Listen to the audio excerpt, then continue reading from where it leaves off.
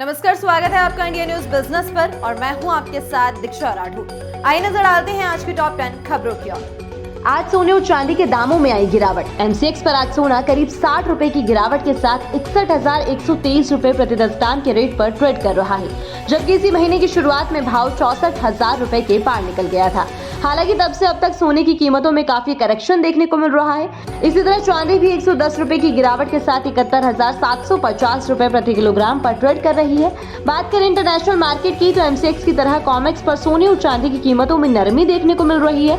COMEX पर सोने का रेट $1990 प्रति औंस पर आ गया है। इसी तरह चांदी की कीमत $23 प्रति औंस के नीचे फिसल गई है। झारखंड से कांग्रेस के राज्यसभा सांसद धीरज साहू के ठिकानों पर छापेमारी में अब तक 351 करोड़ रुपए कैश बरामद हो चुका है। नोटों के इतने बंडल मिलने के बाद इनकम टैक्स डिपार्टमेंट को अब भी शक है कि धीरज साहू ने इससे कई गुना बड़ा खजाना छिपा रखा है। इसलिए अब इनकम टैक्स डिपार्टमेंट की टीम धीरज साहू के रांची के रेडियम रोड में स्थित घर की जमीन खोदने की तैयारी कर रही है। छापेमारी कर रही टीम ने राज्यसभा सांसद के घर की जांच शुरू कर दी है। IT team Jio surveillance system machine के जरिए घर की जमीन की तलाशी कर रही है। मशीन के जरिए जांच कर जमीन में मिट्टी के अंदर छिपे आभूषण और दूसरे सामानों की तलाश की जा रही है, क्योंकि इनकम टैक्स डिपार्टमेंट को लगता है कि धीरज साहू के घर की जमीन के नीचे भी खजाना छिपा हो सकता है। शेयर बाजार बुधवार को सपाट खुला। खुलते ही बाजार के प्रमुख इंडेक्स लाल निशान में कारोबार करने लगे। BSE सेंसेक्स 60 अंकों की गिरावट के साथ 69,500 के नीचे फिसल गया। निफ्टी भी 20,900 के नीचे ट्रेड कर रहा है। बाजार में सबसे ज्यादा बिकवाली IT, बैंकिंग और फाइनेंशियल सेक्टर के शेयरों में देखने को मिल रही है। निफ्टी में TCS, ONGC और इन्फोसिस के शेयर टॉप लूजर्स हैं, जबकि आयशर, मोटर और NTPC के शेयर 1-1% की मजबूती के साथ ट्रेड कर रहे हैं। इससे पहले मंगलवार को BSE सेंसेक्स 377 अंक गिरकर 69,551 पर बंद हुआ था। ऑनलाइन सट्टेबाजी ऐप महादेव के मामले में भारतीय एजेंसियों को एक बड़ी कामयाबी हाथ लगी है। महादेव बेटिंग ऐप केस में इसके सह संस्थापक रवि उप्पल को UAE से गिरफ्तार कर लिया गया है। मामले में रवि उप्पल के अलावा 2 अन्य लोगों को भी हिरासत में लिया गया है। इंटरपोल ने रवि उप्पल के खिलाफ रेड कॉर्नर नोटिस जारी किया था। इसी रेड कॉर्नर नोटिस के बेसिस पर उसे गिरफ्तार किया गया। इसके साथ ही भारतीय एजेंसियां दुबई सुरक्षा एजेंसियों के साथ संपर्क बनाए हुए हैं। रवि उप्पल महादेव ऐप मामले के मुख्य आरोपियों में से एक है। उसे जल्द ही डिपोर्ट किया जाएगा। वहीं महादेव ऐप के दूसरे प्रमोटर और आरोपी सौरभ चंद्राकर की गिरफ्तारी की कोशिशें भी लगातार जारी है। साथ ही आपको बता दें कि ऑनलाइन सट्टेबाजी कराने वाले महादेव ऐप केस की जांच कर रही ED के रडार पर कई बॉलीवुड और टीवी एक्टर भी आए थे। इस मामले में ED ने देश के कई शहरों में छापेमारी करके 417 करोड़ रुपए की संपत्ति जब्त की थी। जैसे जैसे बजट पेश होने की तारीख नजदीक आती जा रही है, वैसे वैसे इससे जुड़े कई अपडेट सामने आ रही हैं। अब सूत्रों के हवाले से खबर आ रही है कि इस बार के बजट में क्रिटिकल मिनरल्स से कस्टम ड्यूटी को हटाया जा सकता है। अगर ऐसा होता है तो इससे क्रिटिकल मिनरल्स को बूस्ट मिलेगा। खनन मंत्रालय की तरफ से इसके ऊपर से कस्टम ड्यूटी हटाने की सिफारिश की गई है। बता दें कि अभी क्रिटिकल मिनरल्स पर 5 से 10% तक कस्टम ड्यूटी लगती है। सूत्रों से मिली इस खबर का असर शेयर बाजार पर भी देखने को मिला है। NMDC और NLC इंडिया के शेयरों में बुधवार 13 दिसंबर को सुबह के दौरान तेजी देखने को मिली।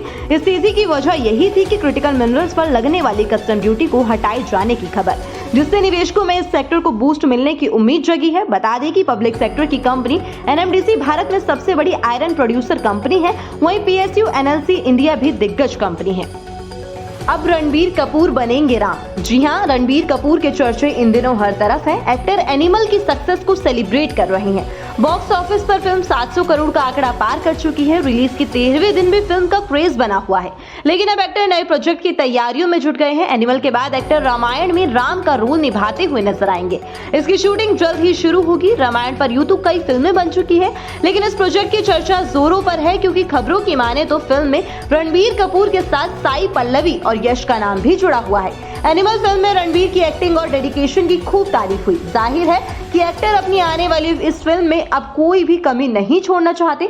रिपोर्ट्स के मुताबिक फिल्म की शूटिंग 2024 में शुरू होगी। 2024 में बनने वाली इस रामायण को नीतीश तिवारी डायरेक्ट करेंगे। इस फिल्म में रणबीर राम के रोल में दिखेंगे और साई पल्लवी सीता के रोल में होंगी। तो वहीं अभी तक खबर है कि KGF फेम यश रावण का रोल निभाएंगे, लेकिन रिपोर्ट्स के मुताबिक सनी देओल को इस किरदार के लिए अप्रोच किया गया है। देश की दिग्गज इलेक्ट्रिक व्हीकल मैन्युफैक्चरिंग कंपनी एथर एनर्जी ने इलेक्ट्रिक टू व्हीलर सेगमेंट में अपनी धाक जमाने के लिए एक बड़ा दांव लगाया है। कंपनी बहुत जल्द अपना सबसे तेज इलेक्ट्रिक स्कूटर लेकर आने वाली है। इस इलेक्ट्रिक स्कूटर का नाम एथर एपेक्स 450 है और ये अब तक का सबसे तेज इलेक्ट्रिक स्कूटर हो सकता है। इस इलेक्ट्रिक स्कूटर को लेकर ताजा अपडेट ये है कि कंपनी की वेबसाइट पर मौजूद जानकारी के मुताबिक इस ईवी स्कूटर की बुकिंग शुरू हो चुकी है और इसकी डिलीवरी अगले साल मार्च महीने से शुरू होगी। बता दें कि इस ईवी स्कूटर को 2500 रुपए के बुकिंग अमाउंट के साथ बुक कर सकती हैं। हालांकि ईवी स्कूटर के स्पेसिफिकेशंस को लेकर कंपनी की तरफ से ऑफिशियल जानकारी नहीं दी गई है। बता दें कि कंपनी को 10 साल पूरा होने पर एथर एनर्जी ने 450 प्लेटफॉर्म के शिखर का ऐलान किया है। कंपनी के को फाउंडर तरुण मेहता ने अपने पोस्ट में बताया कि वो बहुत जल्द अपना सबसे तेज इलेक्ट्रिक स्कूटर लेकर आने वाले हैं। ये स्कूटर अगले साल बाजार में दस्तक देगा। भारतीय अरबपतियों की बात होती है तो सबसे पहले मुकेश अंबानी और गौतम अडानी का नाम आता है, लेकिन अमीरों की लिस्ट में देश की सबसे अमीर महिला सावित्री जिंदल भी लगातार दबदबा बढ़ा रही है। नेटवर्क में उछाल के चलते उनकी संपत्ति तेजी से बढ़ रही है और उन्होंने दौलत की रेस में कई दिग्गजों को पीछे छोड़ दिया। फॉक्स बिलियनरी इंडेक्स के मुताबिक अंबानी, अडानी और शिव नादर के बाद सावित्री जिंदल देश की चौथी सबसे अमीर महिला है। उनकी नेटवर्थ में बीते कुछ घंटों में $175 मिलियन का उछाल आया है और इस इजाफे के बाद सावित्री जिंदल की संपत्ति $28.9 अरब हो गई है। 73 साल की महिला सावित्री जिंदल देश के जाने माने ओपी जिंदल ग्रुप की बागडोर संभाल रही है। सावित्री जिंदल की शादी जिंदल ग्रुप के फाउंडर हरियाणा के ओम प्रकाश जिंदल से साल 1970 में हुई थी। साल 2005 में पति के अचानक निधन के बाद परिवार के साथ साथ उन्होंने पूरा कारोबार संभाला। उनके नेतृत्व में जनरल ग्रुप का बिजनेस खूब फल फूल रहा है। कुछ ही दिनों में नया साल आने वाला है। ऐसे में नए साल में कई कार मैन्युफैक्चरिंग कंपनियों ने दाम बढ़ाने का ऐलान कर दिया है। इसी सिलसिले में जर्मनी की luxury car manufacturing company Mercedes Benz ने भी अपनी कार को महंगा करने का ऐलान कर दिया है। लग्जरी कार मैन्युफैक्चरिंग सेगमेंट में ऑडी के बाद अब मर्सिडीज ने भी अपने कई मॉडल्स की कीमतों में इजाफा करने का फैसला किया है। इसके अलावा टाटा मोटर्स, मारुति, हुंडई समेत कई कार कंपनियों ने दाम बढ़ाने का फैसला लिया है। कंपनी ने बताया कि नए साल यानी 1 जनवरी से भारत में चुनिंदा मॉडल की कीमतों में 2% तक की बढ़ोतरी करेगी। तो कुल मिलाकर देखा जाए तो नए साल में कार खरीदने की प्लानिंग करेंगे तो अब के मुकाबले आपको ज्यादा खर्चा करना पड़ेगा। आज बाजार में दिखी हरियाली। निफ्टी 20 अंकों की मजबूती के साथ 20,926 पर बंद हुआ, तो वहीं सेंसेक्स 33.57 पॉइंट्स की मजबूती के साथ 69,584 पर जाके क्लोज हुआ। अगर आज के टॉप गेनर्स की बात की जाए तो आज एनटीपीसी 3.76% की मजबूती के साथ आज का टॉप गेनर बना, तो वहीं टीसीएस 2.14% की कमजोरी के साथ आज का टॉप लूजर रहा।